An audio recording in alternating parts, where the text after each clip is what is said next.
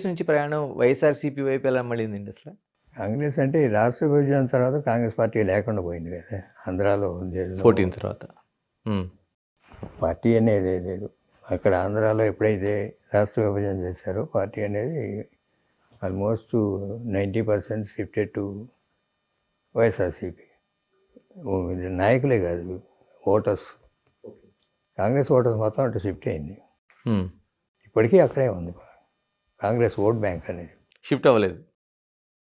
మీరు 2014 అదంతా 19 వరకు మీరు వైసీపీతోనే జగన్మోహన్ రెడ్డి కూడా ప్రయాణం చేశారు. అవును. చివరి క్షణంలో బయటకు వచ్చారంటే అధికారాన్ని ఇంకా తీసుకునే ముందు మీరు బయటకు వచ్చారు. చిన్న డిఫరెన్సెస్, స్మాల్ డిఫరెన్సెస్ తోటి ఈ మామూలుగా చంద్రబాబు నాయుడు గారితో పయనించాలని ఇటు షిఫ్ట్ అయ్యాను.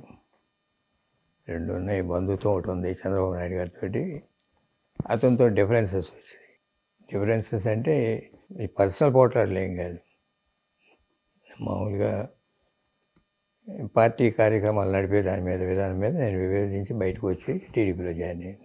ఆల్మోస్ట్ మీరు పాదయాత్ర అంతా ప్యాటర్న్ అంతా మీరు వెనుకున్నారు చాలా వరకు.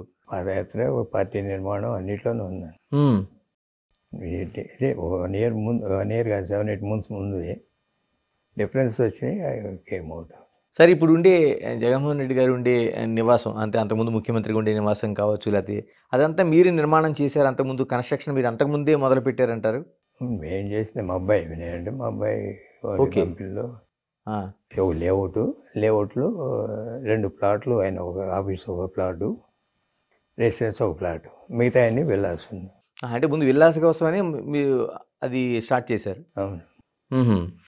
నేనే అది ఉంటే బెటర్ అని చెప్పాను. ఓకే, చేశాను. అతను చూడలేదు, ఈ ప్లేసు చూడలేదు, నిర్మాణం జరిగేటప్పుడు రాలేదు, గృహప్రవేశానికి వచ్చాడు అంతే.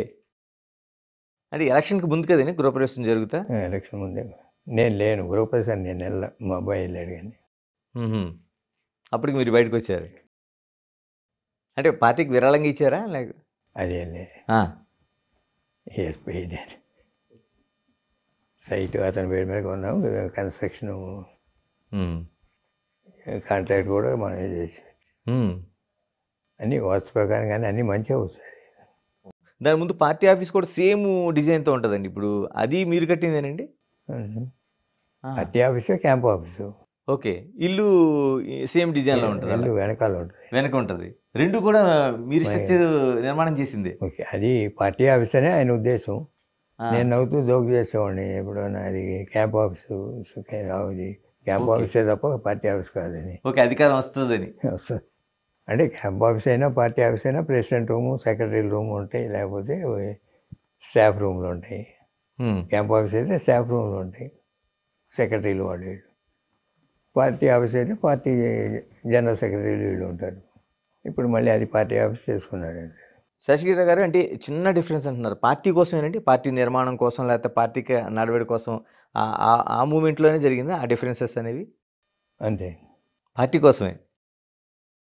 పార్టీ కోసం అంటే ఇప్పుడు డిక్టేరియల్ యాటిట్యూడ్ ఉండకూడదు అనేది, అదే విధానం సాగించాడు. 5 ఏళ్ళ రూల్లో కూడా క్యాడర్ నెగ్లెక్ట్ చేశాడు. క్యాడర్ నెగ్లెక్ట్ చేయడం కరెక్ట్ కాదు. ఎప్పుడైనా రాజకీయ పార్టీ, ఏ పార్టీ అయినా క్యాడర్ వర్క్ చేయకపోతే పార్టీ నిలవదు. కులాలు, even Reddy cadre not happy. రెడ్డిలోనే వ్యతిరేకత ఉంది. రెడ్డిస్ చేశారంటారు, కానీ వాళ్ళకి చేసింది అంతగా లేదు. ఒక గ్రూప్ ఆఫ్ పీపుల్ చేసుకున్నారు తప్ప